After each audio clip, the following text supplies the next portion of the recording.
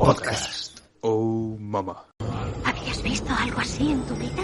Nadie había visto esto desde hace 10 años. Propicias noches a todos. En el programa de hoy empezamos con la iniciativa Spielberg, que reunirá a más de 39 podcasts y haremos un repaso de 30 de las mejores películas de Steven Spielberg. Para ello vamos a comenzar con un peliculón como es Indiana Jones y el Templo Maldito, y como no, pues lo tenía que hacer acompañado de las mejores personas que se pueden tener para algo como esto. Así que en primer lugar, Vanessa, muy buenas noches, ¿cómo estás?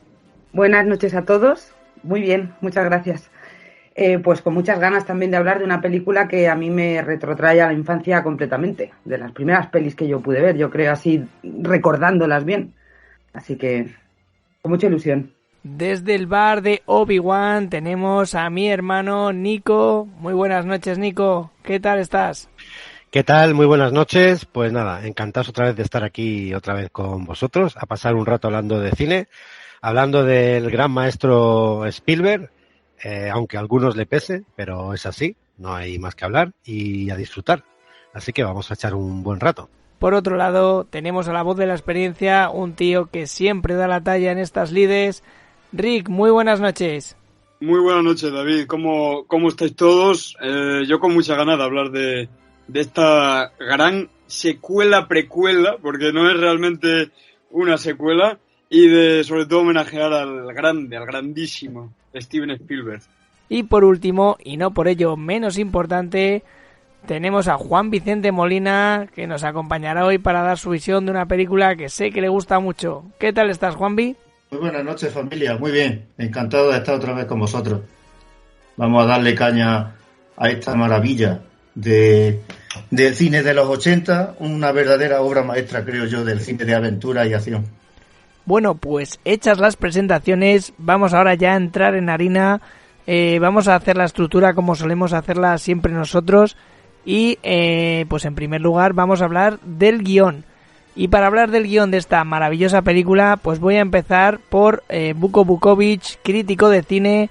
¿Qué te parece a ti el guión de esta Indiana Jones y el Templo Maldito? Bueno, pues yo creo que todos habréis visto Indiana Jones y el Templo Maldito, pero aquí nuestro gran amigo Indy, voy a resumir. Después de escapar del bar de Obi-Wan en China, se embarca en un avión que es propiedad de Lao Tse, que es el malo, y por casualidad cae en la India, en un poblado donde está la miseria y tal, les han robado una piedra que es sagrada, y le piden por favor que vaya a rescatarla. Básicamente eso sería en el templo de Pankot. Y como luego iremos hablando todo más de la película, yo voy a poner aquí unas curiosidades del guión. La primera idea de Lucas para la segunda parte de Indiana Jones era que Indy se metiera en un mundo perdido con un valle oculto, que había dinosaurios. Al final la idea no echó para adelante. ¿Por qué convirtió la película en una precuela? Como ha dicho el gran Rick al empezar. Pues porque no quería que los villanos fuesen una vez más los nazis. Y la película en un principio se iba a titular Indiana Jones y el Templo de la Muerte, pero cambiaron el título porque al final era demasiado obvio o demasiado premonitorio ese título, ¿no? El Templo de la Muerte. El primer guionista, uno de los primeros guionistas, Chris Columbus, hizo un guión sobre esta película de Indiana Jones, en donde Indiana Jones iba a África y se enfrentaba con un rey mono o no sé qué. Y nada, no fue para adelante, pero sí que una de las escenas, que era una lucha de dos aviones biplanos, luego la utilizaría en Indiana Jones y la Última Cruzada. Pero bueno, digamos que el guión para esta segunda parte de Indy fue descartado el de Chris Columbus. Lawrence Kasdan también fue una de las primeras opciones, pero Lawrence Kasdan no quería saber nada sobre el Templo Maldito, no quería que lo asociaran con el Templo Maldito porque le parecía demasiado oscura la película. El personaje un poco aquí de Indy le parecía que era mezquino y no tenía nada que ver con no quería tener nada que ver con esta peli, y además sabía que esta peli era más oscura porque tanto el bueno de Spielberg como el bueno de George Lucas pasaban por, digamos, una mala época en lo que era la parte privada y sentimental. Habían tenido los dos ambas rupturas, estaban jodidos, de ahí que quisieran que esta segunda parte de Indiana Jones tuviera un tono más oscuro. A Spielberg yo creo que luego pensó que se les había ido demasiado la mano y entonces luego le quiso quitar un poco con los contrapuntos cómicos que suele utilizar él, pero George Lucas estaba por hacer algo así, Imperio contraataca, muy oscuro y tal, y yo creo, y no sé si luego estaremos de acuerdo, que una de las virtudes de esta segunda parte es lo oscura que es, porque mola mazo lo oscura que es. Y poquito más. George Lucas también contrató a los guionistas, que eran William Huyck y Gloria Katz, también un poco por el conocimiento que tenían de la India. Y bueno, luego un montón de cosas sobre la producción, por ejemplo, que tenían que ahorrar dinero, y para ahorrar dinero lo que hicieron fue ahorrarse la escena de los aviones biplanos que luego se dejaron para la última cruzada. ¿Por qué? Pues porque costaba una pasta, se ahorraron $1 millón y a correr. Para mantener el interés del público, mientras hablan de toda la parte de la teoría del culto de los Togi, ¿no? Que es cuando están en la cena explicándole quiénes son los Togi, que eran una secta y tal.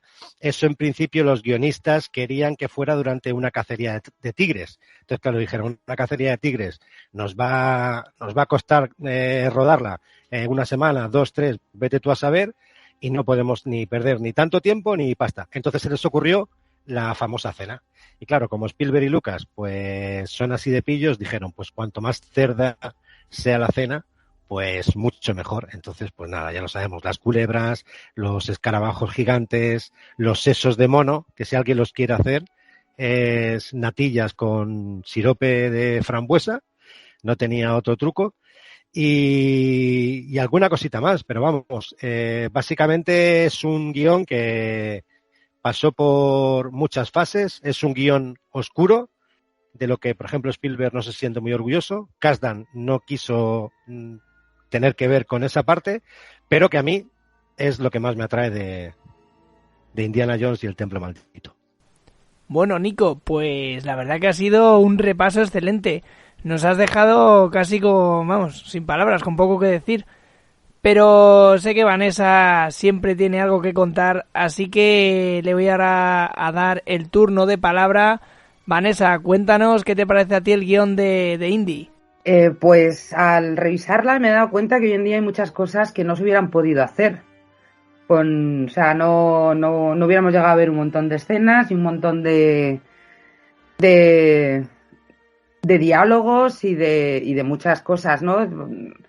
El hecho de esa cena tan exótica de la que habla Nico, hoy en día se habría tomado, yo creo, como una ofensa para la India, ¿no? De mira lo que dicen que comemos y ese tipo de cosas, ¿no? Además hay una escena anterior también, que es cuando llegan al poblado, que también les ofrece la comida, que él le dice no la puede rechazar porque es lo que comen ellos, es la ración que comen ellos en una semana, y a ella le da mucho asco y tal.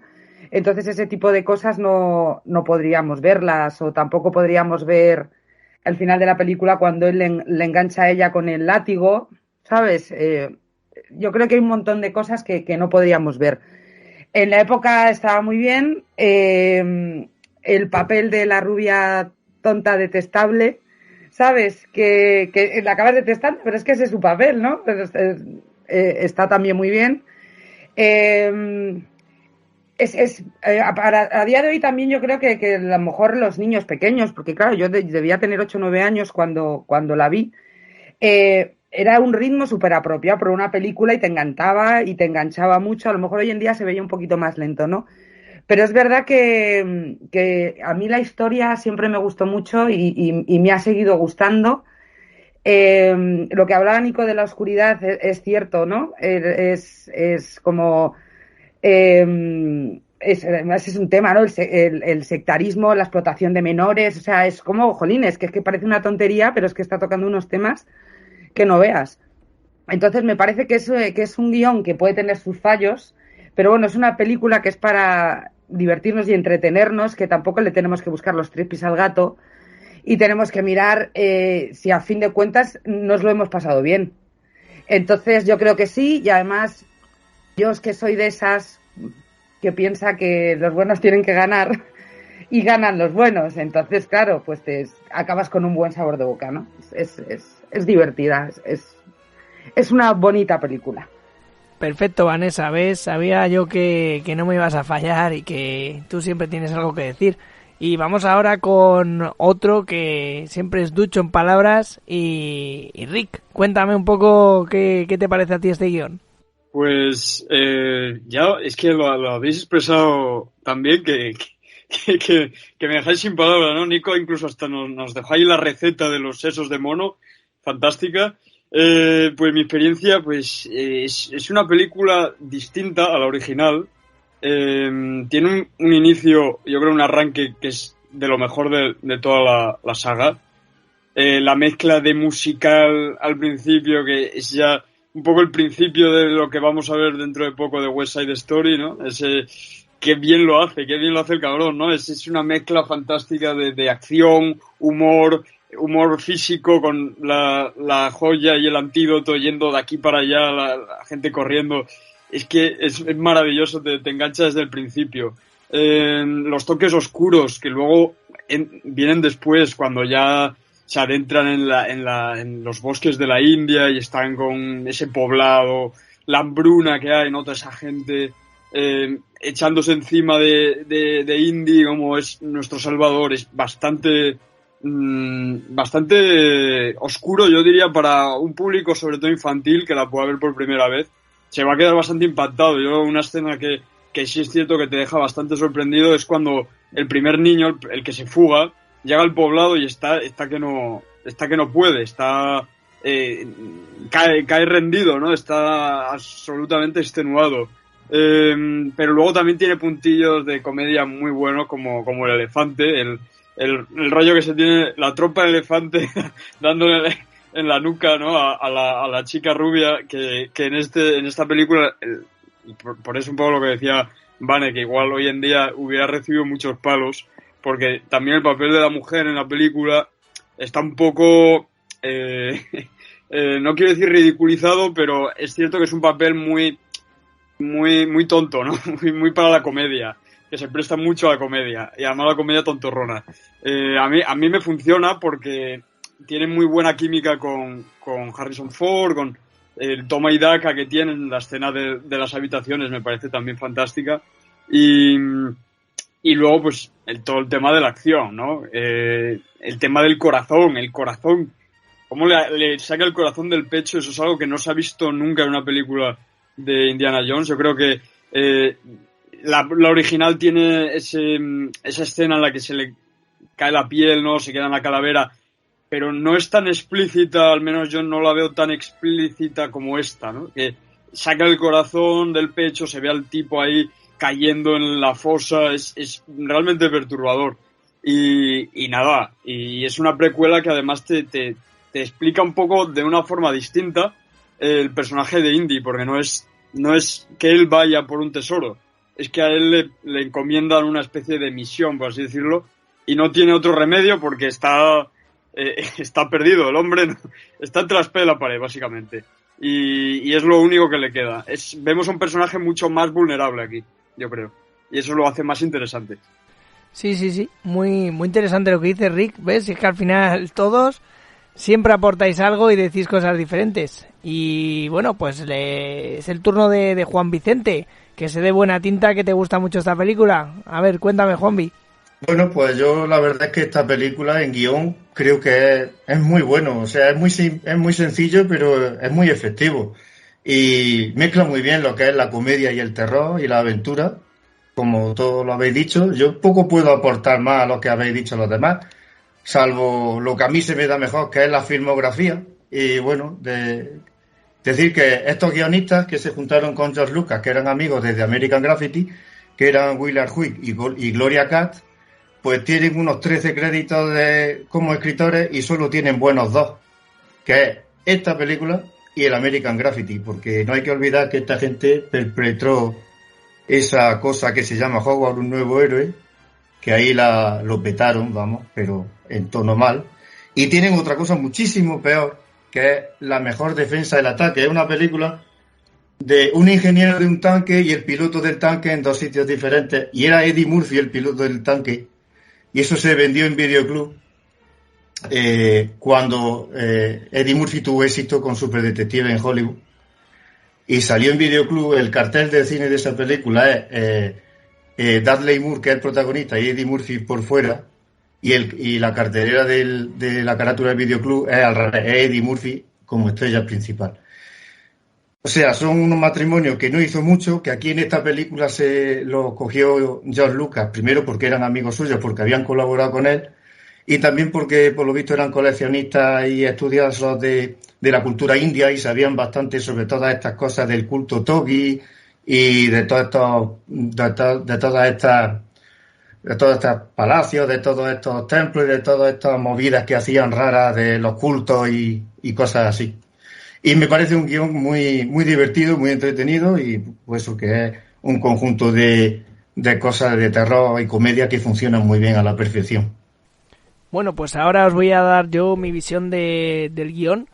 A mí, la verdad, bueno, lo habéis comentado un poco vosotros, pero me parece un guión bastante bueno, muy dinámico, que la película yo creo que tiene un buen ritmo, lo ha comentado Vanessa, y funciona. Yo es una película que sin ser de mis favoritas dentro de la trilogía, me encanta. ¿Por qué? Porque es que me parece una trilogía que sin ser de 10, porque al final muy pocas cosas son de 10, para mí lo es. Funciona perfectamente a nivel de entretenimiento, de aventura, es maravillosa.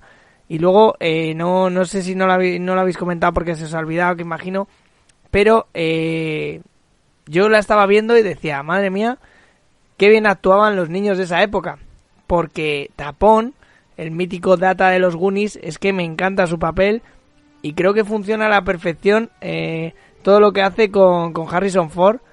Los dos, no sé, se convierte en momentos en una buddy movie y funciona muy bien. Y luego Willy, que probablemente sea lo que más he odiado siempre de la película por su personaje, que es muy gritón, típica rubia un poco tonta y eso. Bueno, pues al final con los años la acabas queriendo o te acabas acostumbrando, y no diría que es de lo peor de la película, sino que es lo que la película en ese momento requiere. Luego, por otro lado, dentro de la trilogía es la más diferente para mí, por todo el tema que habéis comentado de que es oscura. Yo lo pienso y digo, madre mía, los niños de aquella época estaban hechos de otra pasta, porque al final, pues no sé, tiene partes pues bastante explícitas en algunas cosas y que, joder, que acojonan. Y yo lo pienso y digo, hoy en día los niños de ahora ven esto y fliparían.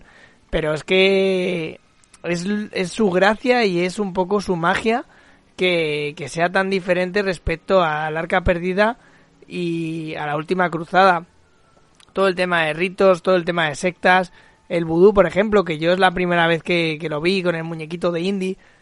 Y la verdad que a mí, lo dicho, sin decir que es un guión perfecto, me parece que funciona muchísimo y me parece una peli muy buena, con un inicio, como ha dicho Rick, que ya empiezas con mucho dinamismo en esa escena en el bar Obi-Wan, con el diamante por un lado, el antídoto por el otro. O sea, no sé, me parece una peli magnífica.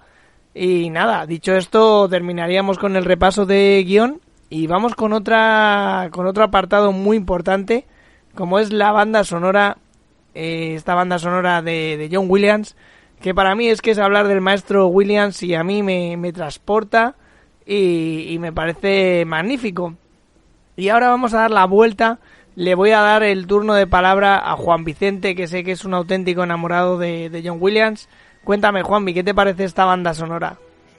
Pues qué voy a sentir con otra gran obra maestra de este gran compositor.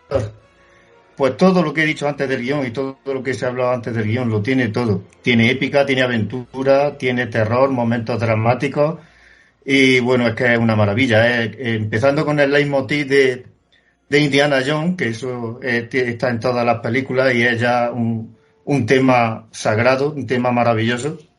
Es una banda sonora que, bueno, es temáticamente rica, variada. Ya te digo, como terror, acción, humor, romance, pues están resaltados cuando tiene que corresponder en cada escena. Uno más, un magnífico trabajo, uno más, que parece ser que en su época no tuvo una buena distribución, porque había una edición muy pobre que tenía solo 40 minutos de banda sonora, que es menos de la mitad de la música que tiene la película, y que tenía los pasajes de música cruciales de la película tampoco estaban, como por ejemplo el tema de los niños esclavos, que es una maravilla, y el tema de Tapón, muy divertido, y el tema de amor de Willy también, ¿por qué no? Está muy bien compuesto y está muy bien insertado, como siempre, con el montador Michael Kahn, que es el montador habitual de Spielberg, y el trío Calavera. Esta gente, Michael Kahn, John Williams y Spielberg, todo lo que tocaban era obra maestra. Y bueno, me gustaría destacar sobre todo, hay un momento de la película en la que sale una habitación que salen unos pinchos del techo y hay una tensión, hay una música que es de tensión, parece que era era una cosa así. Quieto. Escucha, quédate ahí contra la pared sin moverte.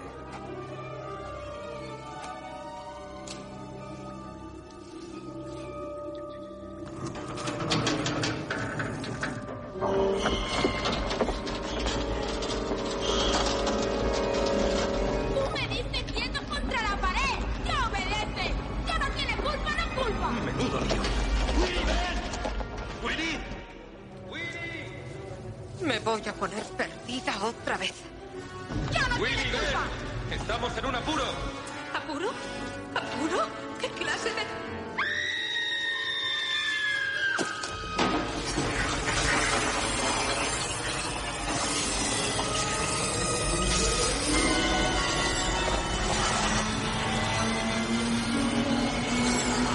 Esto es muy serio.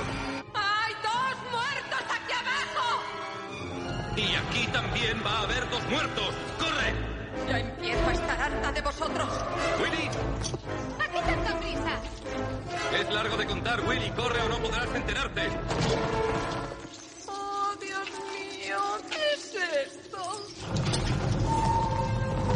¿Qué es esto? ¡No consigo ver nada! ¡Corre! ¡Ya voy! Oh, me he roto otra uña.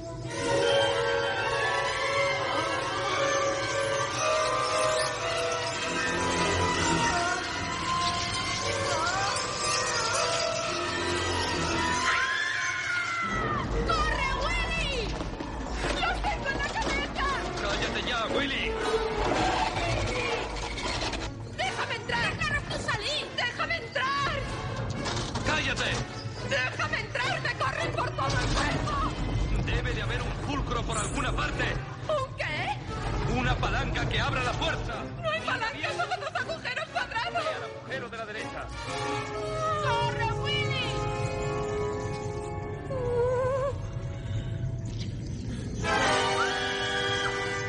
El otro, a la derecha, a la derecha. ¡Oh, por dentro está baboso! ¡No podía hacerlo! Si puedes, palpa por dentro.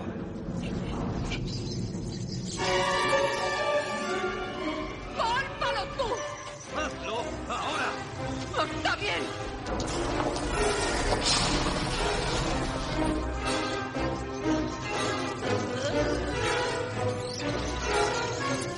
Willy, si no lo haces, vamos a morir. ¡Está escurridizo! ¡Se mueve!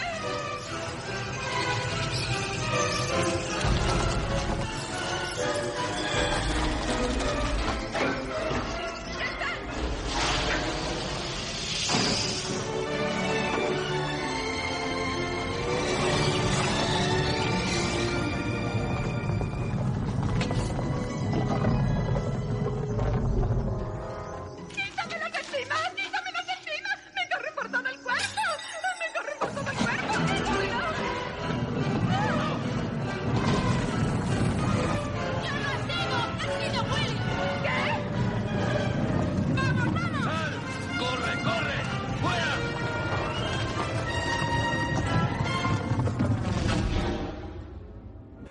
Cuando abre la puerta y entra ella, sale el tema de Willy, y cuando le da con el culo al interruptor, vuelve a bajar los pinchos y vuelve a salir esa música.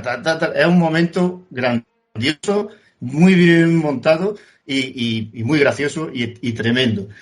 Y lo otro que quiero destacar, pues precisamente es el tema de los niños esclavos. El tema de los niños esclavos es un tema que lo tiene todo para escenas tanto de drama y de angustia y de toda esa esclavitud que los niños tenían, todos esos niños trabajando y machacados y hechos polvo con ese tema, pero que luego al final de la película, cuando los libera, es el mismo tema, pero de otra manera, subido como de tono, y es épico. Es una maravilla. En ese sentido, es un tema que vale tanto para drama, para terror, como para lo que es una cosa de esperanza, una cosa de salvación. Bueno, Juanvi, pues nada, maravilloso como siempre, maravilloso John Williams y maravillosa tu explicación, que sabía yo que ibas ahí a dar en el clavo porque sé que es un compositor que te encanta. Siguiendo con este cambio de turnos, pues vamos ahora a ver lo que opina Rick. Rick, cuéntame a ti qué te evoca esta banda sonora. Pues Juanmi lo ha explicado fantásticamente, la verdad. Poco más que añadir, solamente pues eso, que muchas veces con Indiana Jones cuando vemos sus películas decimos, es que el tema principal es tan bueno, tan épico, tan magistral. Un poco igual lo que pasa con Star Wars o otras grandes bandas sonoras compuestas por John Williams, que tiene un tema principal tan bueno que muchas veces nos olvidamos de que es mucho más que un tema principal. Y viendo el Templo Maldito, la verdad que tiene esos toques de misterio también, esos toques de exóticos, ¿no? Se nota que ya pues no estamos en la primera película, que era más desierto y tal. Aquí está todo mucho más jungla y todo. Pega muy bien la banda sonora en todo momento y tiene también ese tono también de miedo, ¿no? Cuando entra el personaje del hechicero, el brujo, que también está muy bien caracterizado y funciona a las mil maravillas y que, joder, te da miedo, la verdad, te impone, madre mía, te angustia. Esa es la palabra, angustia. Es una mezcla que a mí me gusta mucho entre aventura, humor, angustia y John Williams, pues, qué decir, ¿no? Era... Te tirabas una piedra y te hacía una banda sonora épica. Así que poco más que decir. Sí, me parece importante lo que habéis dicho. Bueno, voy a ir yo ahora con mi visión de la banda sonora. Porque para mí esta entrega de Indy lo que tiene bueno es que hay mucha incertidumbre con el personaje de Indiana Jones en el aspecto de que aquí yo sí siento, como espectador, que a Indiana le puede pasar algo en cualquier momento. Es decir... noto esa inseguridad en su persona, en que no le puedan dañar o incluso que no pueda morir. Y eso tiene mucha culpa esta banda sonora, que es una banda sonora que en todo momento te está dando las señas de cuando hay momentos de misterio, de cuando hay momentos tirando al terror, momentos de aventura, momentos más de suspense. Y es una banda sonora que creo que funciona tan bien que si tú no estuvieras viendo la película, solo con oír esta banda sonora, pues sabrías identificar estos momentos. Entonces para mí eso es ser una gran banda sonora. Creo que es un personaje más dentro de la película. John Williams consigue que nos vaya guiando poco a poco dentro de esta historia. Y a mí eso me parece importantísimo. Y es que creo que John Williams al final lo ha hecho muchas veces. Me parece uno de los grandes maestros. Y que de verdad aquí lo hace fantásticamente porque el registro de esta película es diferente. Y vuelvo a repetir que la grandeza es que aquí yo siento que a Indiana le puede pasar algo que no sentía tanto en el Arca Perdida o en la Última Cruzada. Y aquí sí, por todo este misticismo, este tema de sectas, estas cuevas, ese momento del Kalima. Mukti Devi Kalima. Kalima. Kalima. Kalima Shakti Devi. Yo qué sé, me parece que es magistral. lo que hace John Williams y poco reconocido en esta película porque en su momento pues bueno no triunfó tanto este score y bueno, qué decir de tema principal de Indiana Jones, que para mí, pasen los años que pasen, pues estará dentro de la imaginación de todos y creo que ahí ha conseguido algo que para mí es de lo más importante que se puede conseguir en esta vida, que es trascender, y eso creo que el maestro Williams lo ha conseguido.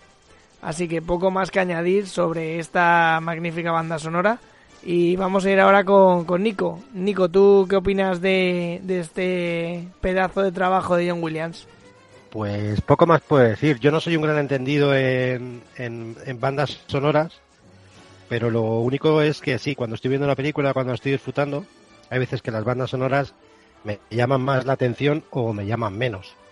Y esta es de las películas, y te voy a decir de las tres, en donde me llama más la atención. Porque sí es cierto, a lo mejor que en Busca de la Arca Perdida tenemos esa sintonía que es, como tú has comentado, mítica de Indiana Jones, pero esta película pasa por muchas fases, que a lo mejor no pasan tanto en las otras películas. Y John Williams todas esas fases las lleva a la perfección. Entonces creo que la música encaja perfectamente con todo lo que nos está metiendo. Cuando tiene que meter tonalidades o partes que son más indias lo mete, cuando tiene que meter terror lo mete, y todo lo que ha comentado Juanvi, si te tiene que hacer un cambio brusco porque de repente entra Willy, lo hace y lo hace a la perfección. Y para mí es de esas bandas sonoras que cuando yo veo la película me llama la atención. Igual que hay otras que luego te dicen, esta banda sonora es cojonuda, la escuchas y dices, pues es verdad, pero durante la peli a lo mejor no te ha llamado tanto la atención como otras cosas. En esta sí. O sea, yo el otro día que la volví a revisar, flipé con la banda sonora. Y dije, es una auténtica maravilla, creo que la banda sonora es perfecta, tal cual, para esta película. Y poquito más. Bueno, pues dicho esto, voy a dar ahora entrada a Vanessa, que es la que nos queda. Y pues nada, Vanessa, cuéntanos, ¿qué te parece a ti esta banda sonora de John Williams, de Indiana Jones y el Templo Maldito? Pues que acompasa muy bien todo lo que estamos viendo todo el rato.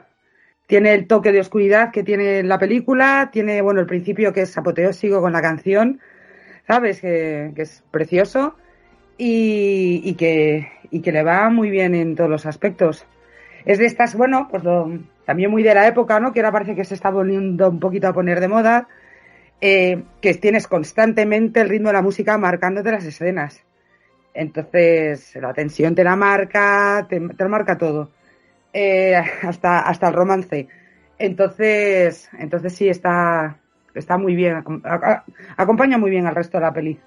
Bueno, pues con esto finiquitamos el apartado de banda sonora y nos vamos a ir a otro muy importante, como es el de las interpretaciones. Yo creo que dentro de esta película claramente hay tres personajes, por así decirlo, más protagonistas, pero pues por ahí tenemos también secundarios, villanos y otros personajes que también serán importantes dentro de la trama. Para empezar este bloque de interpretaciones, pues vamos a ir con Rick. ¿Qué te parecieron a ti estas interpretaciones dentro de la película? Pues en el reparto tenemos a Harrison Ford como evidentemente gran estrella de la función, y luego tenemos a Kate Capshaw que hace de Willy, la por momentos molesta y por otros momentos torpe y por otros momentos insoportable pareja, ¿no? Pero que funciona bien con la acción y que tiene verdaderos momentazos. Luego, así por curiosear un poco, también está en el reparto un nombre muy conocido, Dan Aykroyd, el gran cómico, en un papel prácticamente imperceptible, que es en el momento en el que escapan del bar Obi-Wan y se meten en el avión. Él es el que los lleva un poco al avión. Mola Ram hace de villano, muy bien, por cierto, un actor, creo que era un actor indio. Y aquí básicamente habría que destacar, por lo menos por mi parte, la actuación de Harrison Ford y la de Ke Huy Quan. Yo creo que si me escuchara probablemente le daría un mini infarto en estos momentos, pero es lo mejor que sé hacer. Hace el papel del chico que todos queremos ser, ¿no? El compañero, el el amigo de fatigas, escudero de Indiana Jones en esta precuela, y creo que funciona a las mil maravillas. Es entrañable, tiene mil recursos, para nada se hace pesado, que muchas veces hay niños que se hacen muy repelentes o muy me tomen todo, ¿no? Muy como sábelo todo. No, tiene tanto carisma que te lo crees desde el primer minuto cuando está ahí conduciendo el coche con los zancos, que es absolutamente espectacular ese momento. Y quizás como punto más negativo, la actuación de Kate Capshaw, es un poco a veces cargante, porque siempre, yo la verdad, yo creo que es más un problema de guión que de actuación, pero ella tampoco sabe sacarle todo el jugo posible, ¿no? Es un personaje que quizás no evoluciona mucho, pero que sí es cierto que se queda un poco rezagado. Pues un gran análisis, Rick. Vamos ahora con Vanessa. Cuéntanos, Vanessa. Pues es que tampoco tengo mucho que añadir, pero vamos, que Harrison Ford está maravilloso en todos los sentidos. O sea, cuando no habla también está maravilloso en esta película, con camisa, sin camisa. Está maravilloso. Pero es que el otro día cuando la revisé, lo pensaba y ojo, qué maravilloso está. Sí, que sabes, o sea, es una trama maravillosa en la película. Él en sí mismo, ni te acuerdas, ¿no? En todos los sentidos. Que Tapón es magnífico, ya no es que es el niño que todo el mundo, o sea, que todos los niños querían ser. Es que bueno, salva la vida al héroe de la peli en más de una ocasión, no llega a ser por él y la puede palmar muchas veces. Lo hace muy bien. Pues eso, no es el repelente niño Vicente, ¿sabes? O sea, tiene recursos para todo. Es como un mini adulto, pero sin ser repelente. O sea, está muy bien hecho su papel. Y él lo hace fenomenal. Ella, bueno, yo creo que es que tampoco, lo que le dan tampoco da para más. O sea, ella es la rubia tonta y pija y que quiere estar rodeada de todos los cuidados, etcétera, etcétera. Y tampoco da para mucho más. Los malos también están muy bien. O sea, es que en conjunto yo creo que que todos los personajes molan bastante, o sea, están en su punto, a mí me gustan los chinos al principio de la peli, también en el bar, o sea, malos malísimos, y dices, qué malos malísimos son, ¿no? O sea, es que para la película que están todos muy bien, y en los momentos en los que están, ¿sabes? Porque no es lo mismo al principio en el bar, el tipo de malo que tienes que ser, que luego en una cueva profunda donde se hace vudú, hay sectarismo, explotan a niños y todo lo demás. Entonces, hasta los malos están bien en el tipo de malo que tienen que ser en el momento de la peli. Entonces, el reparto mola. El reparto mola y Harrison mucho más. Mucho más. Bueno, Juanvi, cuéntame, ¿a ti qué te parecen estas interpretaciones? Vale, pues, hombre, yo creo que sobre todo el trío de actores, que son los protagonistas, a mí me parece que funcionan muy bien, que tienen mucha química. Harrison Ford, la verdad es que, como siempre, excelente. Para esta escena se puso cacha, para la escena en que sale sin camisa, cuando supo que la iba a hacer, pues entrenó mucho, con pesas y con un entrenador personal también, y se nota, ¿no? Porque el tío no estaba así, y la verdad es que en esa escena está el tío hecho un culturista. Y también hay que decir que el hombre sufrió una hernia en una de las escenas, la escena en la que se pelea con un tuggy de estos en la habitación.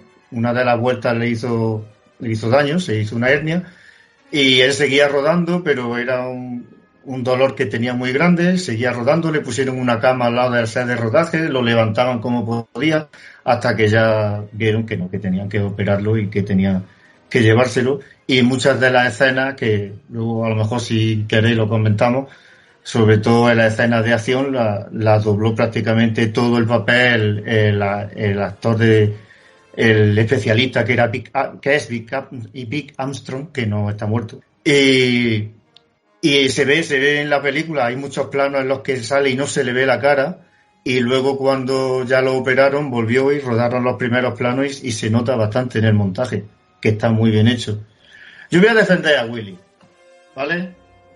Yo creo que, efectivamente, como ha dicho Rick, yo creo que es culpa del guión. Ella le hace lo que le dijeron que hiciera. se lo tomó bastante a cachondeo. De hecho, hay escenas de rodaje con Steven Spielberg que, bueno, ya sabemos que aquí se liaron y entonces pues se nota. En las escenas de rodaje no hay nada más que cachondeo. Ellos están nada más que de cachondeo, haciendo bromas, haciendo tonterías, y yo creo que eso también se transmite un poco en la pantalla. Tiene un momento muy bueno que, para mí, por ejemplo, la escena en la que él va a su habitación con la fruta y empiezan a hacer ese intento de apareamiento con esos diálogos y tengo buenos momentos, no sé, cosas así. Ella luego cuando se pelean y sale al medio del pasillo porque no viene y empieza a decirle un montón de cosas mientras él lo están machacando, eso a mí me gusta. Yo creo que ahí hace una interpretación bastante buena cuando dice, se pone así, yo podía haber sido la gran aventura de tu vida. Digo, uy, te comía viva. Me encanta. Y creo que es una lástima que esta mujer tuviera tantas malas críticas que tuvo con esta película, porque condicionó bastante su carrera, creo. Yo, de hecho, no he seguido mucho su filmografía, pero aparte de Black Rain y en una que hizo con Sean Connery, que no me acuerdo ya el título, era una de un escritor que iba a ayudar a un crimen o algo de eso. ¿Causa justa puede ser? Bueno, no, es igual. Yo, aparte de eso, no la he visto en muchas más películas. Y me parece una lástima, y yo creo que esta mujer, si no hubiera sido por las malas críticas, que creo que muchas fueron inmerecidas, no hubiera dado buenos papeles. Bueno. Bien, Juanvi. Me encanta la exposición. Vamos, está claro que aquí tenemos dos bloques diferenciados. Por un lado, el bloque de amor eterno a Harrison Ford y por otro, el bloque encabezado por Juanvi de amor eterno a Kate Capshaw.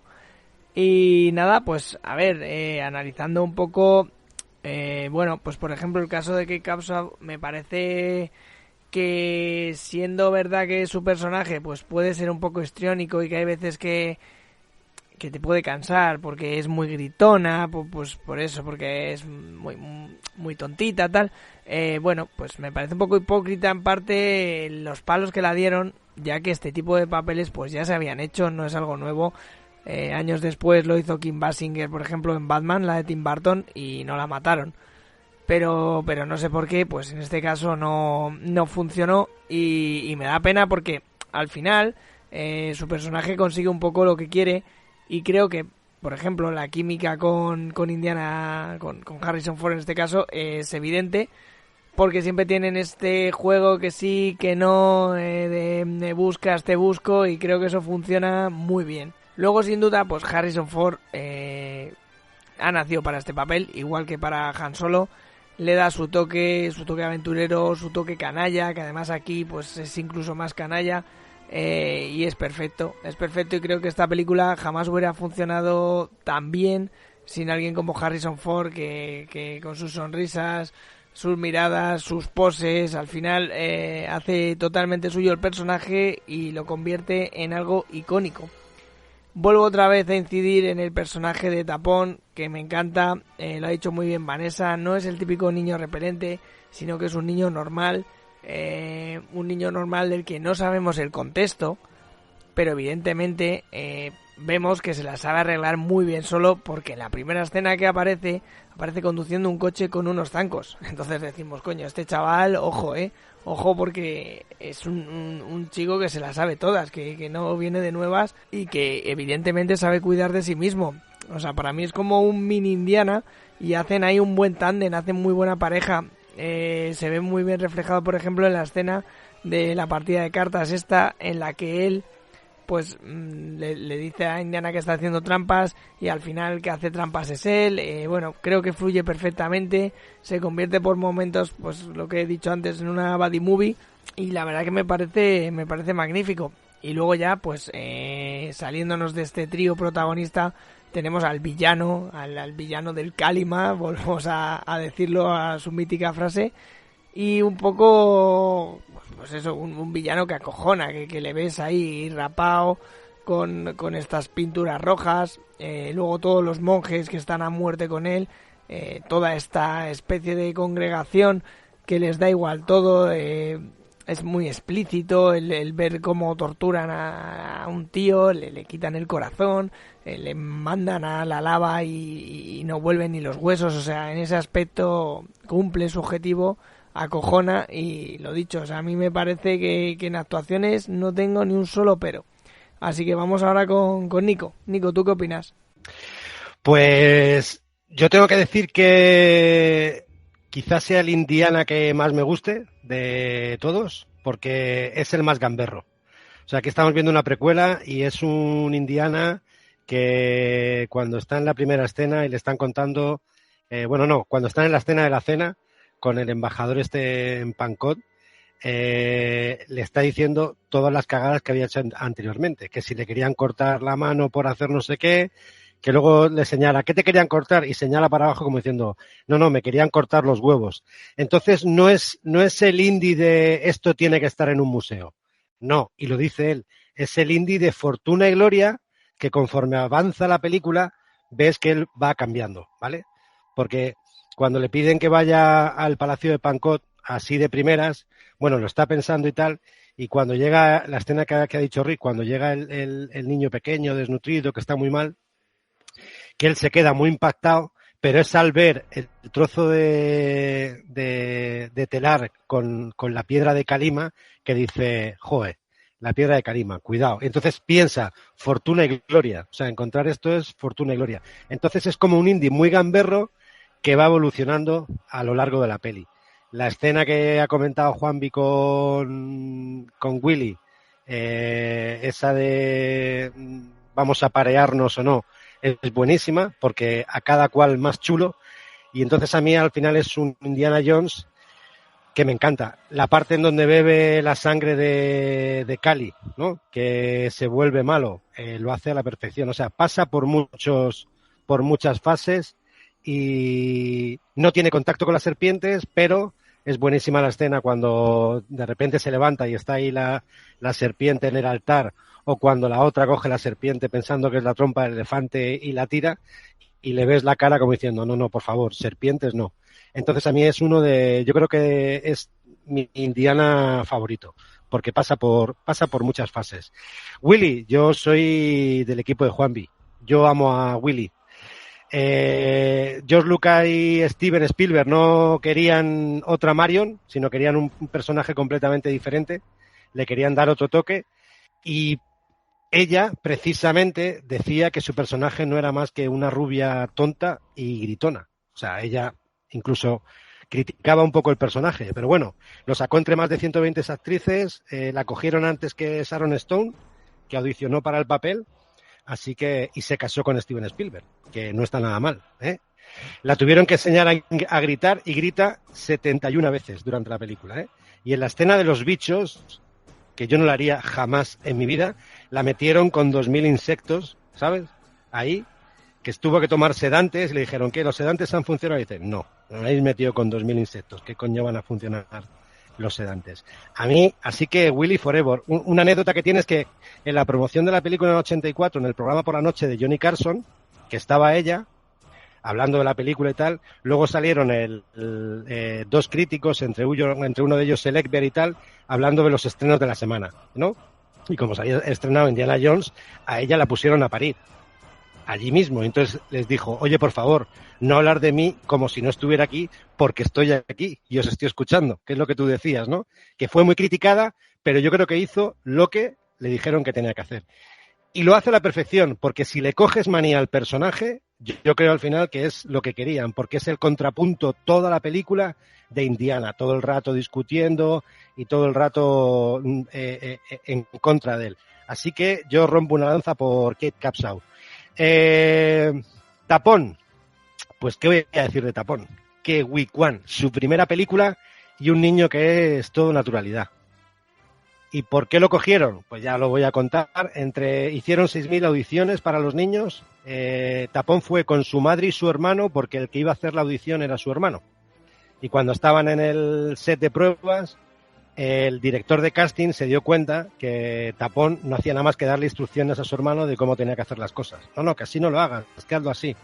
Y entonces le hizo una prueba, entonces llamó a Spielberg, y Spielberg le pidió que hiciera precisamente la escena de las cartas. Cuando juegan a las cartas y acusa a Indiana de hacer trampas.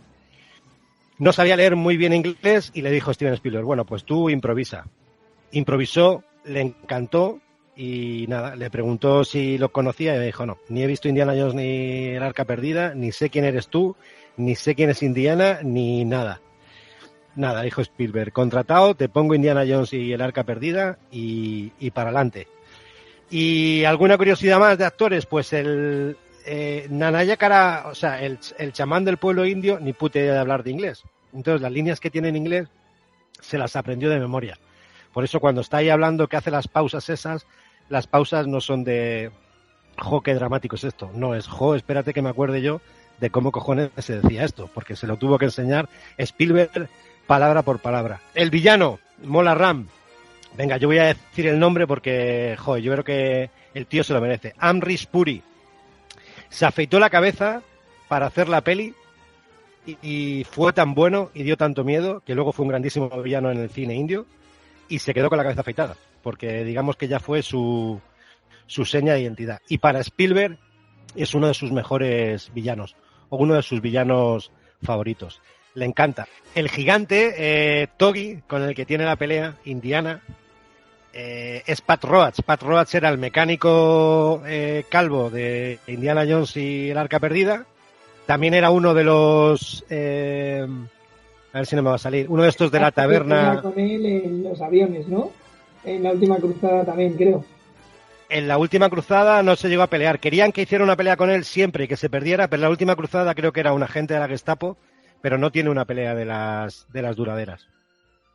En el Arca Perdida creo que son 2 veces donde se pelea. Uno es de la taberna esta de donde está Marion, que van a buscar el colgante. Y la siguiente es que es el mismo, el mecánico alemán del avión.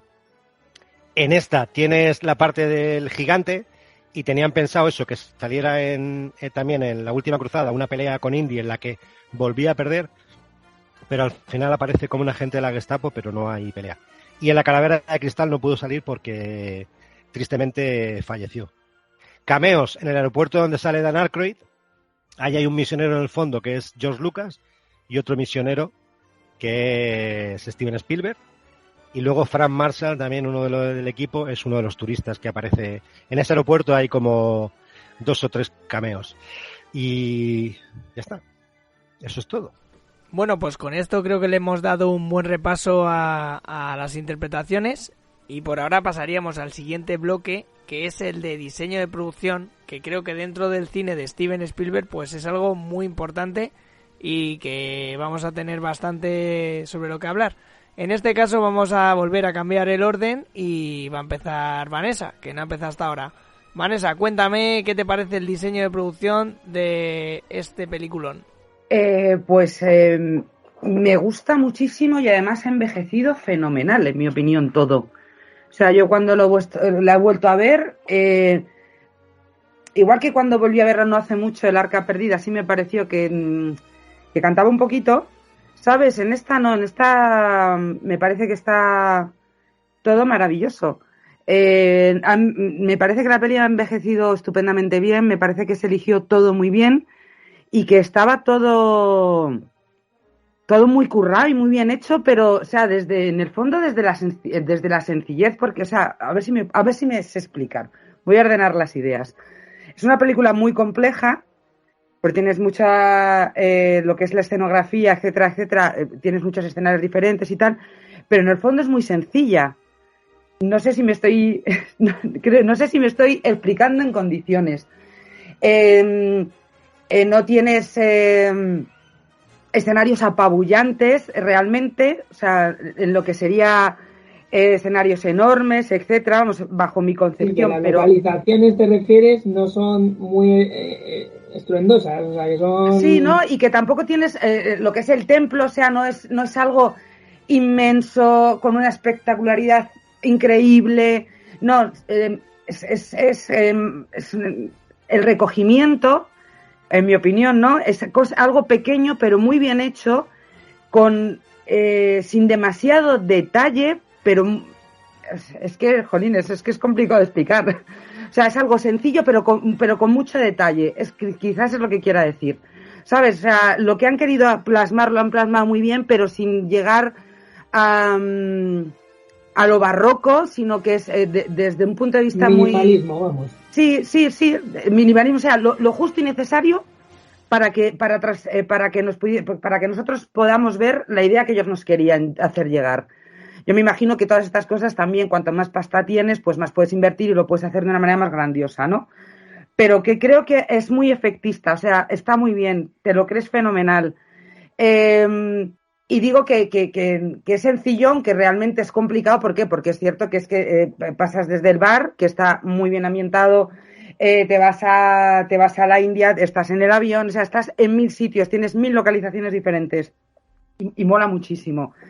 Pero que en el fondo yo, según la estaba viendo, pensaba que había envejecido estupendamente bien, que se veía que lo habían hecho con mucho cariño y con mucho detalle, pero dentro de la complicación que podría haber tenido, y que a mí me seguía funcionando a día de hoy, por ejemplo, mucho más que el Arca Perdida. Yo al revisarla el otro día me sorprendió muchísimo lo bien hecho lo bien que habían hecho ese trabajo. Bueno, pues bien, buena visión. Al final ha sido compleja y breve. Y me ha costado expresarla que no veas. Pero te hemos entendido, sí, te hemos entendido perfectamente. Yo voy a discrepar un poquito contigo porque sí que es verdad que el otro día revisionándola, pues sí que en algunas partes, como por ejemplo la huida esta cuando se llena la cámara como de agua, pues sí que noté un poco el croma. O también otra parte que están en la cueva, pues sí que notaba ese clareado que se veía, por lo mismo de croma, pero bueno. Pero si tú te pones el Arca Perdida y te pones esta, canta muchísimo más el Arca Perdida. Que a mí es lo que me ha sorprendido porque esperaba que esta me cantase mogollón. Y a lo mejor por eso, como al principio empezó a fluir y no me cantaba, y dije, ostras, ¿sabes? A lo mejor en ese sentido pues me he dejado llevar y lo he visto todo maravilloso, ¿no? Pero si las pongo las dos en contraposición la una de la otra, cuando vi el Arca Perdida dije, hace no mucho, dije, me cantaba absolutamente todo, y aquí no digo que sea perfecto, pero creo que ha envejecido bastante bien. Joder, es que estamos hablando de una película de 39 años, no, 39, no, 37 años, ¿no? O sea, tampoco podemos pedir peras al olmo. Sí, está claro que esto es ya poniéndonos súper quisquillosos y rizando el rizo. Pero a ver, a mí, lo dicho, esta película me parece que tiene un grandísimo diseño de producción, porque al final salen varios escenarios, pero se concentra bastante en ciertas zonas, como las zonas de cuevas, de las minas, el palacio, y me parece que está todo utilizado a la perfección. Porque además tenían por ahí a Industrial Light and Magic, la empresa de efectos especiales de George Lucas y que participó en Star Wars, y evidentemente pues se nota.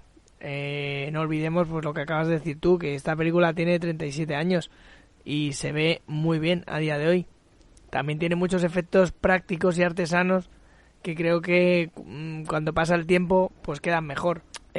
Poniéndonos ya un poco en cosas que me gustan, pues mira, por ejemplo, hay la parte en la que los hacen la persecución está con los vagones dentro de las vías, pues creo que está muy bien, muy dinámica, muy bien metida. Hay zonas que te pueden encantar, pero lo dicho, viéndolo con los ojos de hoy, con los ojos de entonces, pues creo que está perfecta. Luego me gusta mucho también, hemos comentado que es una película oscura, pero en cambio cuando empieza dentro de este bar Obi-Wan, pues hay mucho colorido, y creo que la película tiene como dos tramos que te hace esta diferenciación de color, o por lo menos de esos colores más llamativos y otros colores más apagados. La primera parte pues vemos contra estos malos chinos que hay diamantes, hay más ostentación, y luego cuando ya pasamos al segundo tramo, que vemos al pueblo con los niños esclavos, que se ve que están jorobados, pues ahí tenemos más ausencia de color o los vemos más apagados. Entonces creo que eso es interesante. Y luego aparte me parece que Spielberg como siempre es un genio, porque hay una escena, la del puente, que creo que es una escena que al final con elementos simples como es un puente colgante, pues algo que se podía haber resuelto en 30 segundos, él te da la tensión suficiente, como ya ha hecho a lo largo de su carrera con películas como Tiburón, y tenemos a Indiana en el centro de este puente, viendo cómo al final está Tapón y Willy con el malo malísimo, y cómo se le van acercando tanto por la espalda como por delante villanos. O sea, tú ahí lo ves y dices, Indiana Jones ahí está jodido, porque no tiene mucha salida ni mucha opción. Y creo que esto está muy bien. Vuelvo a recalcar lo de que siempre tenemos esa sensación como de que le pueda pasar algo, y creo que aquí se ve muy bien reflejado. Y al final, pues Spielberg hace una escena magnífica en la que tenemos tensión, se resuelve muy bien y queda queda perfecta, se ve muy bien. Así que bueno, qué decir, una última anécdota. Hemos comentado que esta película a lo mejor no se podría hacer porque se vería racista, etcétera. Bueno, en aquel momento también se vio así. Lo que pasa es que, claro, no había redes como ahora y no se enteraba todo el mundo. Pero India no les dejó rodar allí porque la consideraba ofensiva y les dijo que si querían rodar tenían que hacer reescritura de guión. O sea que al final tampoco se pudo. Y nada, esto es mi opinión del diseño de producción. Vamos a ver ahora, Nico, ¿qué opinas tú? Es una maravilla. A ver, yo... no, la comparación con el Arca Perdida no lo sé, pero la vi el otro día y con los medios que tenían... Yo cuando hablas de croma, no sé si, por ejemplo, hay una cosa que... Toda la que es la carrera de vagonetas, eso se hizo en una miniatura, ¿vale? Con maquetas, y en toda esa carrera, para hacerla bien, utilizaron stop motion. Y hay unas partes, y no lo notas, ¿por qué? Porque luego jugaron con la iluminación, de manera que cuando tú ves la película, vamos, yo cuando lo vi directamente flipé porque no me hubiera imaginado que en la carrera de vagonetas hubieran utilizado stop motion. Unas partes, ¿no? Tenían acción real y stop motion y luego disimulaban con el juego de luces. Y básicamente era una miniatura con papel de aluminio y todo eso pintado y me parece una maravilla. Y es una maravilla toda la parte del Pozo de Almas, las localizaciones, el pueblo que utilizaron creo que era una atracción turística. Entonces la parte en la que, digamos, del final los niños vuelven y está todo verde es un poco como estaba. Pintaron las casas más de color mate para que se pareciera a la India, porque como tú has dicho, en la India no les dejaron rodar. Y ya para las escenas finales lo que hicieron fue pelar todo el sitio y rodar lo que es el inicio de la película, ¿no? Que es cuando llegan y está todo desolado y le pide el chamán que por favor vaya a recoger la piedra. A mí... no me gusta usar la palabra envejecer o no, porque yo siempre pienso al final que esa película, cuando nosotros la vimos en el 84, flipamos con los efectos. Yo con la carrera de la vagoneta, o sea, yo me quedé con la boca abierta, con lo que tú has dicho, con lo del puente y no sé qué. Sí que a lo mejor que hay otras películas que con el paso del tiempo se nota menos y en otras las notas más. Pero juzgar eso desde el punto de vista de 40 años más tarde me parece un poco... O sea, para su día esa película era una barbaridad los efectos especiales. Y, por ejemplo, como lo que habéis hablado del puente, el puente utilizaron 3 localizaciones porque Frank Marshall grabó los Caimanes en Florida, las imágenes de Caimanes se ven en el otro lado. El puente lo construyeron para la película y tuvieron la suerte de que había una empresa de allí de ingeniería británica haciendo unos trabajos y tal, y les construyeron ellos el puente, que estaba alto de cojones. De hecho, Spielberg no lo cruzaba, sino que iba en coche de una parte a otra, y tardaba como 30 o 40 minutos en llegar en coche, y por ejemplo Harrison Ford lo cruzaba en 5 minutos y no había problema. Y la parte en donde el puente ya está descolgado sobre la pared, esas las hicieron en los estudios de Londres. Y por ejemplo las localizaciones, otro dato curioso, el lago en donde el elefante le tira el agua a Willy y donde luego Willy también lo perfuman, ese era un lugar apodado como el lago de Boderek, porque ahí es donde se rodó varias escenas de Tarzán y el hombre mono. Y claro, por donde Boderek pasaba, pues se le ponían títulos a las cosas, eso era así. Así que una maravilla. Y, por ejemplo, los efectos de sonido, como tú has dicho, que estaban los de la Guerra de las Galaxias, Industrial Light and Magic, pues tienes que cuando los motores del avión se quedan sin combustible, es el mismo sonido que el halcón milenario defectuoso y es el mismo que cuando falla el motor del hidroavión en la primera, en la del Arca Perdida. Los ruidos de las vagonetas los grabaron en Disneyland, sin la musiquita y sin público, solamente con la montaña rusa funcionando. Ahí es donde grabaron todos los ruidos de raíles.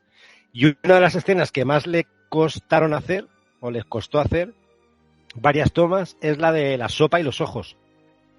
Porque Spielberg quería que todos los ojos salieran a la vez y como los ojos flotan, pues los pegaban con adhesivos al fondo.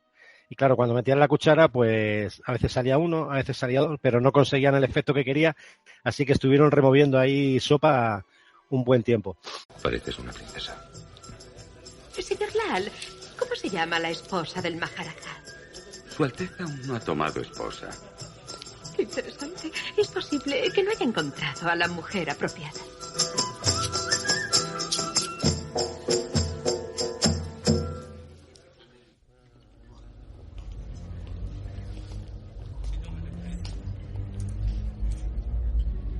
Su Alteza Serenísima, guardián de las tradiciones de Pankot, el Maharaja de Pankot, Zalim Singh.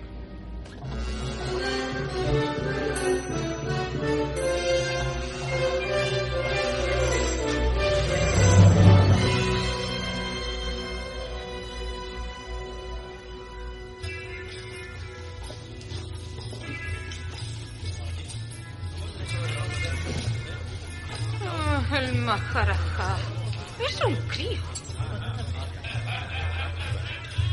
Quizá gustar mujeres viejas como tú.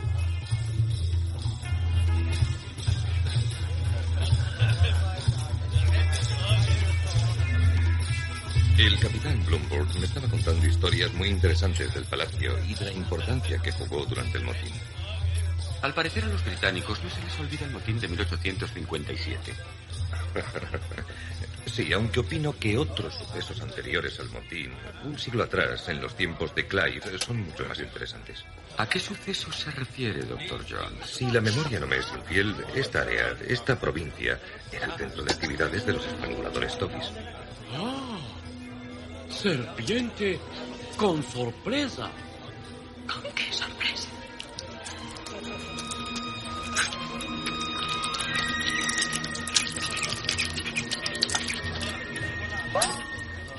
Dr. Jones, sabe usted muy bien que la secta Togi desapareció hace casi 100 años. Sí, claro. Los Togis ofrecían sacrificios humanos a la diosa Kali. El ejército británico acabó con ellos. Es difícil que mueran las historias referentes a los Togis. Esas historias están olvidadas. No estoy tan seguro. Venimos de un pequeño poblado. Sus habitantes nos dijeron que el palacio de Pankot empezaba a ser poderoso una vez más gracias a un antiguo maleficio. Cuentos de lugareños, Dr. Jones, es solo miedo y folclore. ¿Está usted empezando a preocupar al capitán Blumburg? Preocupado no, señor primer ministro. Solo interesado.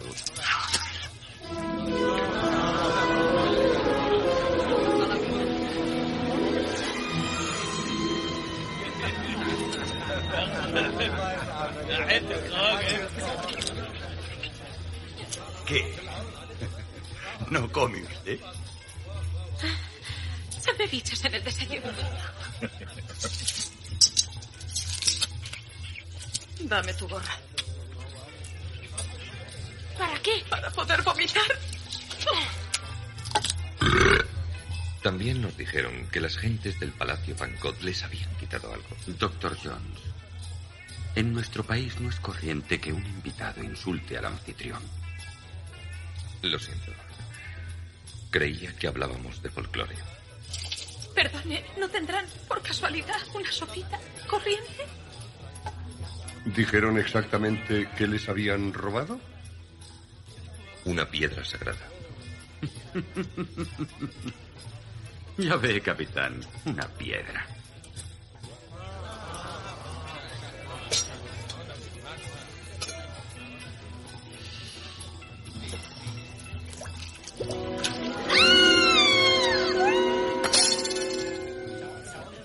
Algo conectado con la piedra del poblado y la vieja leyenda de la roca Shankara. Doctor John, todos estamos expuestos a un rumor maledicente.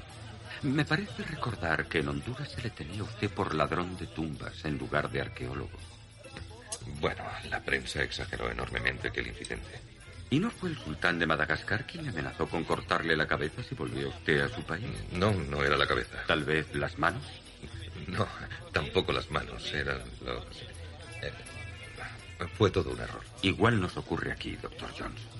Oí historias terribles acerca del culto Togi. Supuse que eran cuentos para asustar a los niños. Después me enteré de que el culto Togi había existido realmente, que habían hecho cosas inenarrables. Me avergüenza lo que ocurrió aquí hace años, y les aseguro que aquello jamás volverá a suceder en mi reino. Si os he ofendido, lo lamento.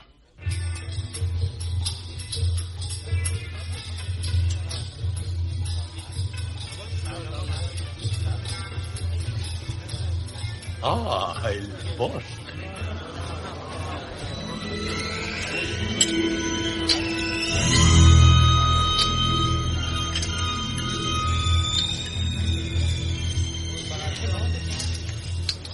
Sorbete de sesos de mola.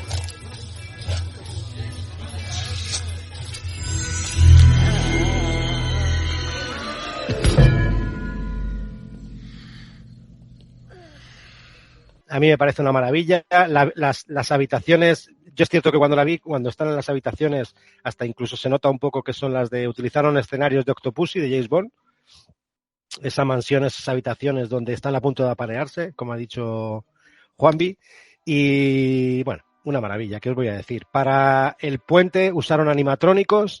O sea, yo es que te pones a leer y fue todo muy artesano, ¿no? Muy de la época de Guerra de las Galaxias, el Imperio Contraataca y tal. Y yo creo que a eso hay que darle mucho valor. Aquí me voy a tirar un triple porque creo que también ese sonido se reutilizó en Amenaza Fantasma, en la carrera de vainas, cuando Anakin pues no le funciona la vaina en la salida porque se la han manipulado ese vulva. Ese sonido que suena como tu. Creo que es también, creo que es el mismo o muy parecido, y dado que Industrial Light and Magic ahí pues estaba también dentro de Star Wars, pues no me extrañaría que lo hubieran reutilizado. Así que nada, bueno, que me ha gustado mucho, Nico, todo lo que has contado, la verdad, muy interesante. Y nada, vamos ahora con Rick. Cuéntanos, Rick. Pues estoy de acuerdo con todo lo que se ha dicho. Ahora, claro, ahora estamos muy acostumbrados que si Spider-Man, que si Matrix y tal, bueno, hay un CGI brutalísimo, y en la época, pues, digamos, esas carencias con perspectiva se ven un poco, pero es más que nada el paso del tiempo. Yo personalmente me meto tan de lleno en la historia que esos pequeños detalles que pueden chirriar un poco, se me pasan completamente por alto. Tienen la cualidad de esas aventuras clásicas, ¿no? Como las de Víctor Mature o las de Burt Lancaster, ¿no? Vale, sí, yo sé que están rodando en un set en la Warner o en Paramount, pero es que me da igual, porque estoy tan metido en la historia, en la acción, en las aventuras, que me funciona. Simplemente me funciona. Es casero, tiene mimo, tiene mucho cariño, y, por ejemplo, una de las escenas que creo más representativas de lo que es o dos escenas, una es la de la sala de ritual, esta sala en la que están todos, que es alucinante y que está muy bien recreada, y luego la de la cripta con todos los pinchos cayendo y los insectos. Eso es muy, muy, muy, muy clásico y funciona a la perfección. A mí no le puedo poner ni una peguita al diseño de producción, que por otra parte es cierto, no pudieron rodar en India porque querían además leer el guión para asegurarse de que retrataban bien a la cultura india, lo cual pues no la retrata muy bien, no es una guía de viaje, ¿no? Precisamente, y se tuvieron que ir a Sri Lanka y filmaron en algunos lugares donde se filmó también el puente sobre el río Kwai, que si miras la película, el puente sobre el río Kwai, ves similitudes en los escenarios, lo que son las junglas y todos estos lugares selváticos están son idénticos. Por ejemplo, los murciélagos que vemos en una escena, los murciélagos son reales, aunque pueda parecer que eran murciélagos. O sea, muchas veces hay momentos en los que creemos, esto tendrá que ser de plastón, seguro que hay un tipo ahí detrás, ¿no? Con unos murciélagos ahí. Pues no, lo utilizaron de verdad y eran digamos, criaturas, eran animales de verdad. O sea que por ahí todo genial. Quizás la que más puede fastidiar un poco es la de la atracción mina, ¿no? Que hay momentos en los que se ve un poco el croma detrás, ahí como se ve ahí a India ahí como, oh no, ¿qué pasará? Pero se nota que están parados y, bueno, en fin, que no están en una mina evidentemente real. Pero por lo demás, vamos, excelente, soberbia. Sí, vamos, y mi momento favorito de la mina es un momento en el que se juntan los dos vagones y claro, se quieren como llevar los malos a tapón y la cámara se ve un plano más general y claro, pues ahí vemos cómo se ve un muñeco, porque claro, Tapón de repente pega todo el estirón y se nota ahí un poco el muñeco, pero vamos, lo dicho, esto es rizar el rizo. Y antes de darle entrada a Juanvi, decir que esta película se llevó el Oscar a mejores efectos especiales, o sea que ya está, no hay nada más que decir. Juanvi, adelante. Pues ya lo habéis dicho todos vosotros prácticamente. Hombre, yo lo del croma que habláis de que se nota mucho, puede que no sea así, pero es que yo creo que el croma lo notas ahora por todas estas digitalizaciones que hay en las copias que se ven en plataformas o que te compras un Blu-ray y eso se nota. Yo esta película no la vi en cine, yo la vi en vídeo. Y yo recuerdo que yo no recuerdo ver tanto croma tan mal hecho ni tanta. Ahora sí, yo la he visto, por ejemplo, en Amazon Prime y sí, se notan muchas cosas. La lava, por ejemplo, se notaba ahí un poco malamente o alguna cosa, pero yo creo que no es que estuviera mal hecho, estaba bien hecho en su época y ahora se nota más, pero creo que por todas estas digitalizaciones, que estas películas no estaban preparadas para esto y ahora las hacen y se notan mal. Pero yo creo que no ha envejecido para nada, ni el diseño de producción ni nada de eso. Es más, a mí me gusta, por ejemplo, lo que es el palacio, toda esa ostentación que tiene el palacio y toda esa decoración que tiene, que es extraordinaria, muy bien hecha, con muchísimo detalle y mucho lujo. Y luego tiene lo que es la cueva, que es, como ha dicho Vanessa, minimalista, pero que tiene muchos detalles. Tiene calaveras, tiene telarañas que parecen personas colgadas en distintos sitios, en distintos balcones. La serpiente que ha dicho Nico, tiene muchas cosas y refleja lo que es de cara al público, lo que sería esta historia de un culto que de cara al público no existe, pero luego existe abajo, en un bajo fondo, todo muy oscuro, todo muy tétrico y todo muy simplista, pero a la vez detallista. Lo que es la zona donde están los niños allí trabajando, todo eso son decorados, y pasa la cámara un montón de veces por un lado y por otro y no parece que haya una piedra que sea igual. Eso está muy bien hecho y eso está muy bien reflejado. Más cosas, ¿qué puedo decir? Lo de que habéis dicho, no rodar en la India, por ejemplo, el palacio también, todo lo que se ve es un decorado, son 4 exteriores que se ven, sobre todo a la entrada del palacio, que es la misma que ruedan a la salida cuando los niños se escapan, y es un decorado que al fondo había pues una pared, un fondo de estos de estudio, y luego meten el matte painting o lo que sea que metieran ahí, y no se nota, vamos, se nota ahora, ya creo yo que es por eso, por las nuevas digitalizaciones estas, pero no se notaba.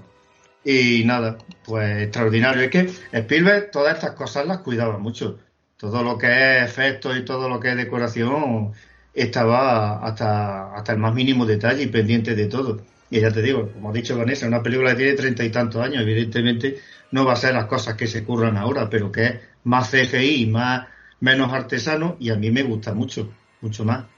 Pues totalmente de acuerdo contigo, Juanmi, con esto que comentas, porque es verdad que se puso un poco de moda esto de las digitalizaciones y los remasteres y claro, meterle a una película pues que es hija de su época, efectos estos de además de principios del 2000, cuando empezaba un poco el CGI, pues yo creo que hace más mal que bien.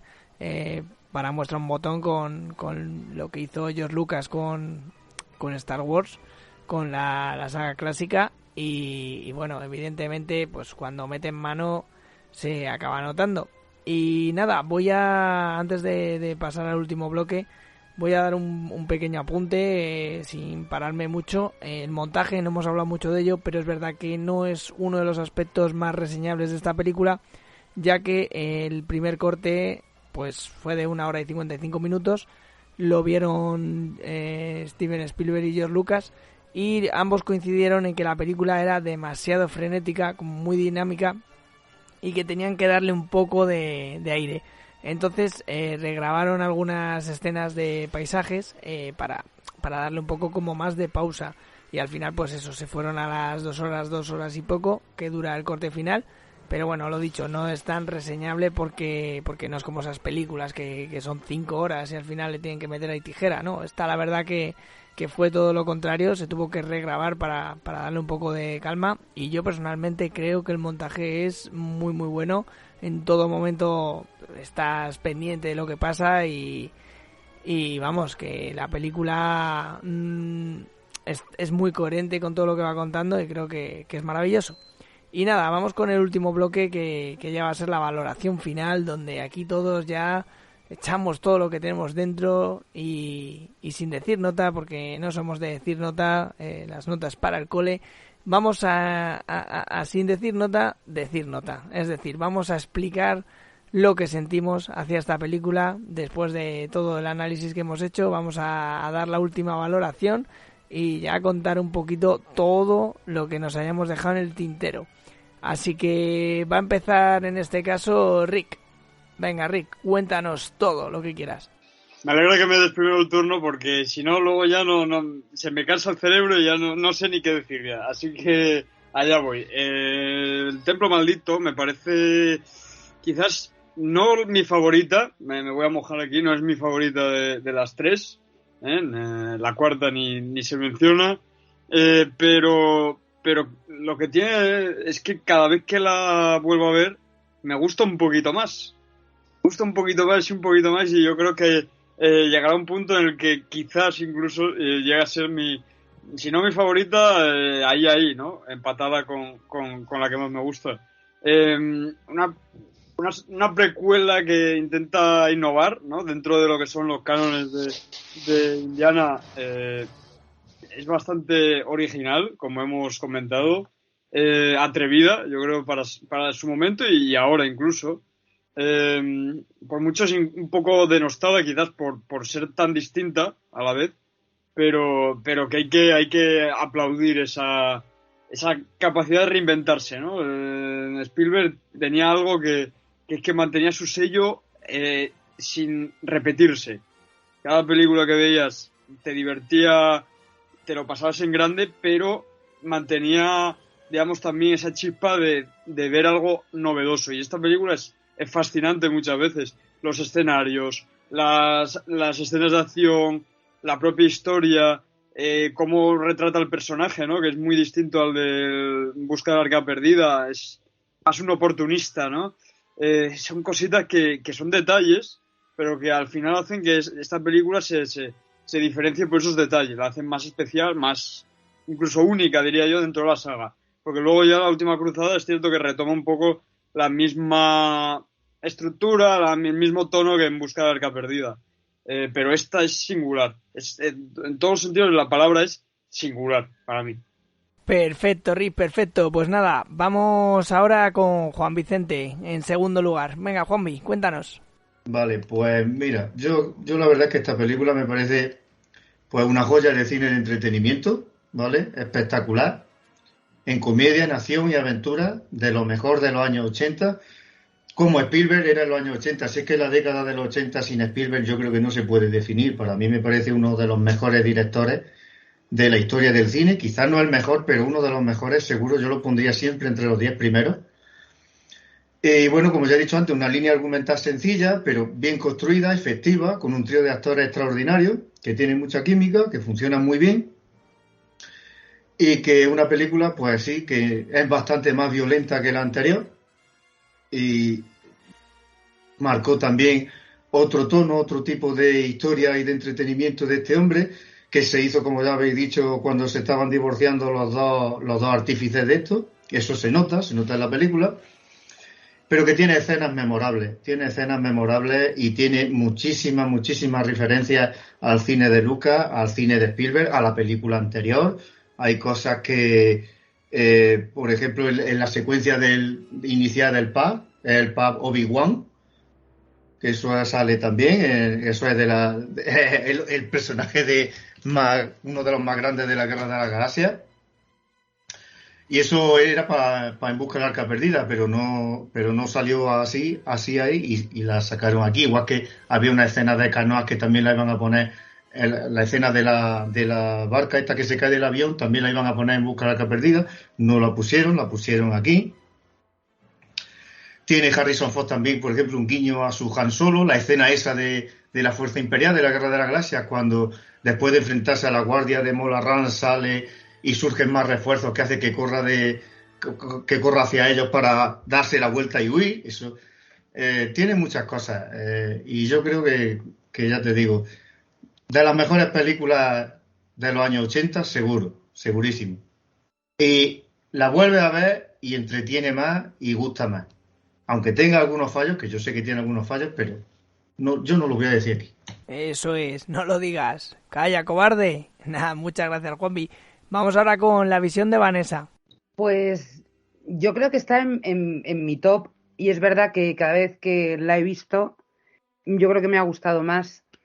No sé si la palabra exacta sería que me parece más adulta, a lo mejor no quiero que se interprete mal esa palabra, ¿no?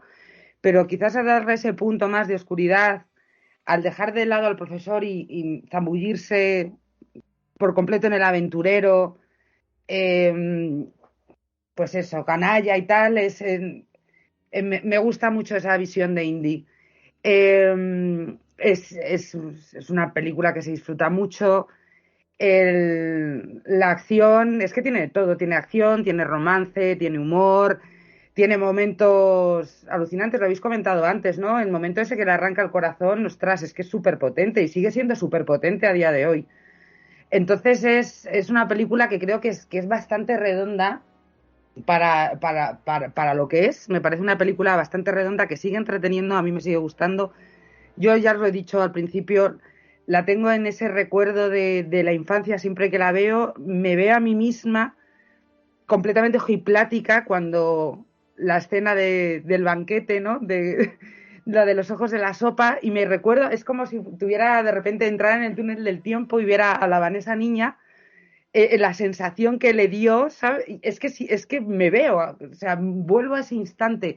Y creo que cuando una película de niño, ves una película de niño y te haces mayor y la vuelves a ver y ciertas escenas te llevan exactamente al mismo momento que tú las viste por primera vez de niño, es que esa película tiene que tener algo, por lo que sea. También me gustaría decir que, jolín, es que Spielberg ha demostrado que baila todos los bailes. Le falta un musical, vamos a tener ya, pero se notaba que ya tenía gustito por él, porque el inicio de esta película lo demuestra. Te puede dar una película disfrutona, te puede dar un pedazo de drama, te puede dar una película histórica. ¿Cómo no va a ser uno de los grandes, no? Si te puede bailar cualquier baile, encima te lo baila bien. Y para muestra un botón, esta película yo creo que que es una de ellas. Mi hijo la ha visto y mi hijo, porque yo la vi con mi hijo, aproveché para que la viera, tiene 6 años. La escena del banquete estaba horrorizado. La escena de la cueva cuando le bajan la lava estaba horrorizado. Me hacía mucha gracia, claro, a lo mejor tenía que tener un par de añitos más o 3 para poder verla, pero dije, te va a gustar. Y estaba, pero mamá. Y entonces me hice disfrutarla más porque pensé además, jolines, qué curtidos estábamos. Y ahí, cuando éramos pequeños, nosotros estábamos muy curtidos. Y nada, para mí tiene una muy buena nota porque a mí siempre me deja buen sabor de boca y tengo muy buen recuerdo de ella. Muy bien, Vanessa. Es que es verdad, los niños de los 80 y aquella época estaban bastante más curtidos. Así que, pero bueno, vamos con Nico. Venga, Nico, expláyate, es tu momento. Disfrútalo. Bueno, yo hablando de niños, voy a contar un par de cosas, pero la primera, alguna curiosidad, ¿vale? Para no dejarnos por ahí. La primera es que en Estados Unidos esta película y Gremlins fueron las causantes de que se creara la clasificación PG-13.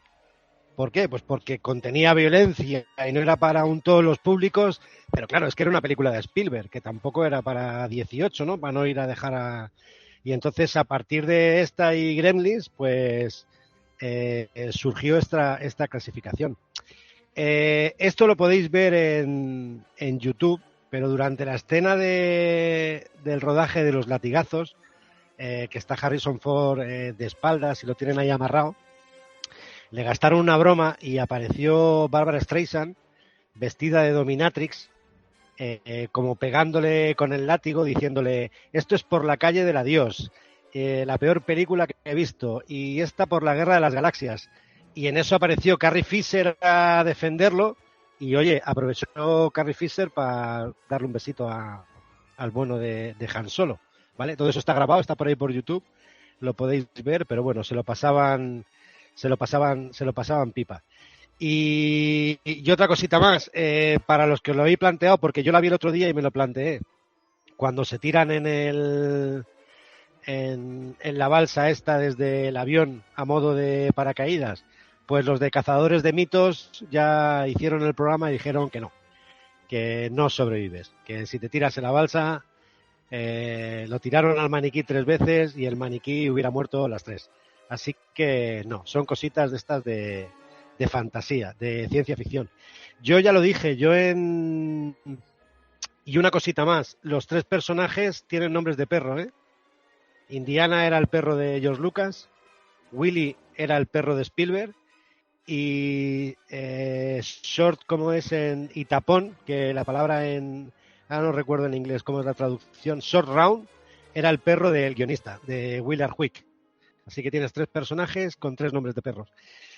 Yo he pasado a lo largo de mi vida por muchas fases, ¿no? Cuando te dicen cuál es tu preferida.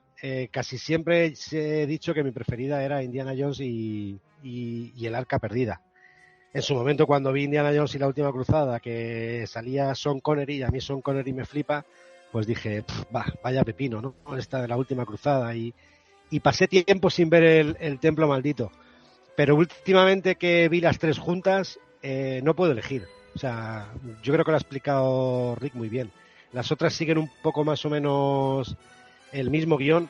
La Última Cruzada, que es espectacular, y bueno, la temática del Santo Grial, que también es muy mítica, ¿no? En el cine, la búsqueda del Santo Grial, sale Sean Connery, pero es que esta es muy singular. O sea, esta yo la disfruto y cuando la vi lo recordé. Yo la vi en el cine. Yo la parte de los insectos en el cine lo pasé fatal. O sea, yo tendría 7 u 8 años y yo había partes en que yo en el cine me giñaba y decía, pero ¿esto qué es?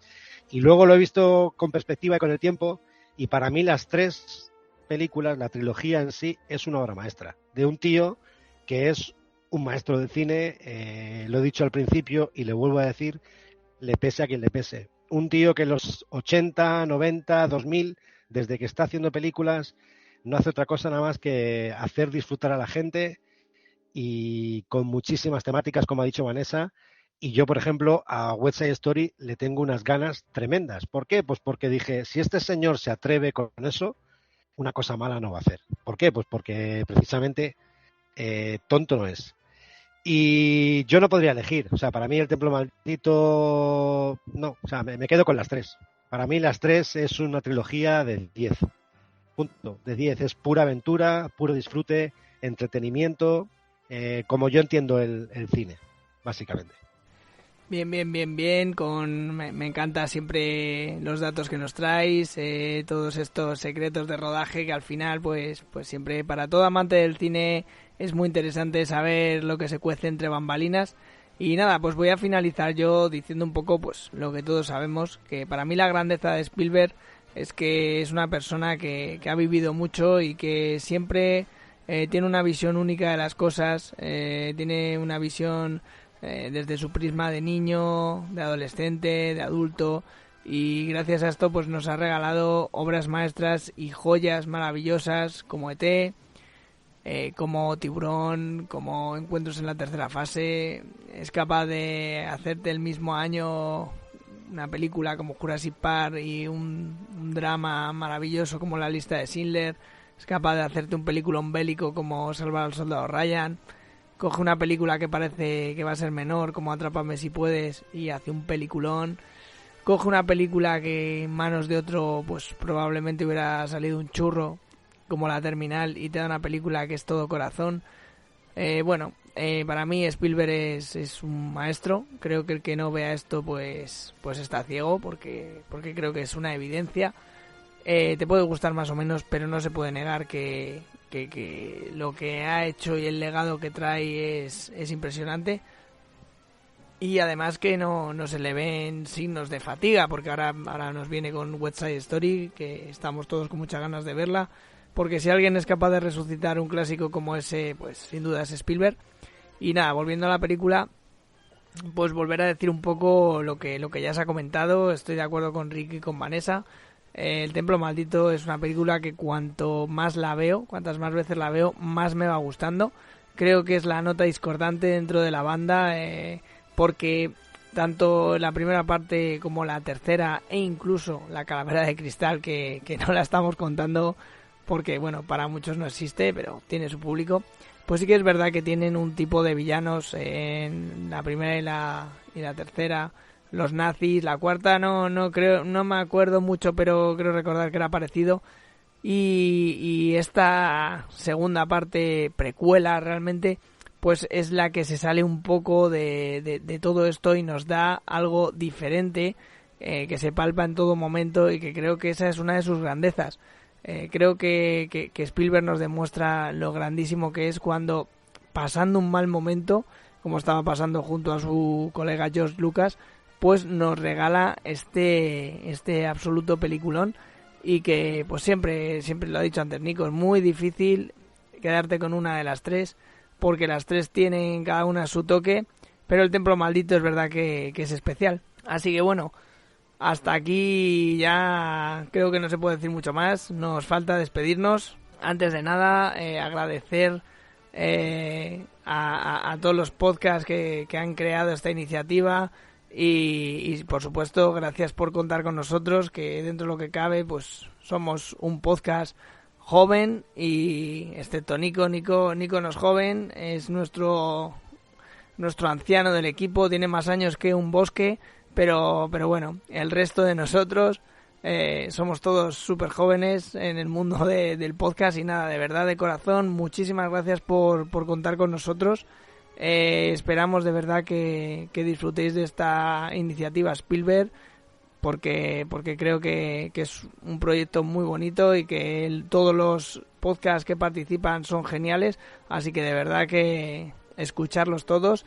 Y nosotros, desde nuestro pequeño granito de arena que hemos aportado, pues esperamos que os hayan entrado ganas de ver el Templo Maldito, que hayáis vibrado como hemos vibrado nosotros con este revisionado, y que dejéis de ser adultos y seáis niños otra vez gracias a Spielberg, que disfrutéis como él disfruta, que os dejéis llevar por la visión de este genio. Y ya sabéis, aquí somos absolutos adoradores de Steven Spielberg. Lunes, martes, miércoles, jueves, viernes, sábado, domingo, toda la semana, Spielberg siempre.